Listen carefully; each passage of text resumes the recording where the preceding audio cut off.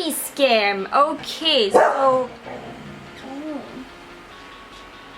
so basically Daniel wanted a puppy, specifically a corgi puppy. So we went down to Pasir Ris Pet Farm where I got Pharaoh.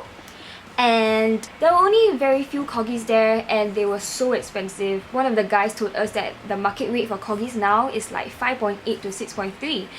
And that's insane because I got Pharaoh for only 5.5 like 2.5 to 3 years ago.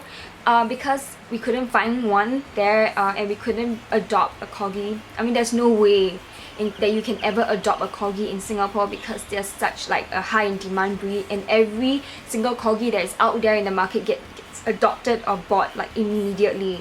So I went online, I did a bit of research. There were quite a lot of ads like on Gumtree and Locanto, and I came across one. This lady, she was based in Singapore. She's Amor lah. She was based in Singapore, but because of work she had to relocate to Thailand and is unable to take care of 2 corgi puppies due to the nature of her work. I emailed her, she got back to me with a super long reply, and she sounded really nice. She sounded like she really cared for the well-being of her puppies. And like, the thing about me is like, I trust people too easily. Like, I'm so gullible, I get cheated all the time. So I believe there's always good in people. So I didn't really see her as a con artist in the first place. I replied her via WhatsApp.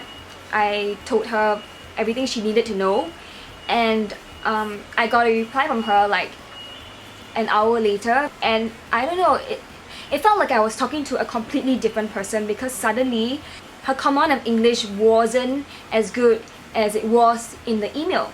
So basically, because they were up for adoption, I didn't have to pay, but because they were in Thailand, I had to pay for their flights to Singapore.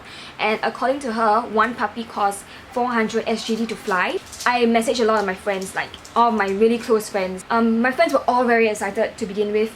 But after a while, they felt like it was a little sketchy because the pictures that the lady sent of the puppies felt very staged. Audrey from After Hours, she went to do a little bit of research on such cases, and turns out that there has been so many cases of such scams. Basically, what these people do is they tell you that, oh, I have a puppy up for adoption, and usually these puppies are like breeds that are in high demand, or like unique breeds that you can't find like locally in your own country.